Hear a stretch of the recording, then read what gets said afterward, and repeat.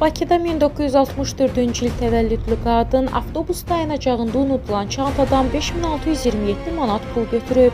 Kanal 21 teleqraf istinadən xəbər verir ki, hadisə Moskva prospektində qeydə alınıb. Belə ki, mənzilini təmir etmək üçün xadimə kimi çalışdığı evin sahibəsindən 5000 manat borc alan qadın içərisində pulun olduğu çantanı avtobus dayanacağında unudub. Bu zaman Nigar Səlimzadə heç kimin olmadığını görərək çantaya baxış keçirib və içərisindən təkcə 5627 manat pul götürüb.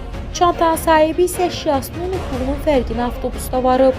Tələsik avtobusdan düşüb həmin dayanacağa doğru qaçan qadın çantada puldan başqa hər şeyin yerində olduğunu görüb. Nigar Səlimzadə isə pul götürəndən sonra baldızı gilə gəlib. Bu barədə ona məlumat verib. Nigarın baldızı dərhal ya polisə ya da telekanallardan birinə məlumat verməli olduğunu bildirib. Növbəti gün Səlimzadə baldızı ilə birgə Azad Azərbaycan telekanalına yollanıb və orada bu barədə məlumat veriblər. Bir qədər sonra isə Nəsimi rayon polis idarəsinin əməkdaşları yaxınlaşaraq onları 19-cu polis şöbəsinə dəvət edib. Nigar Səlimzadə şöbədə 5627 manatı polisə təqdim edib. Daha sonra pul əsl sahibinə qaytarılıb.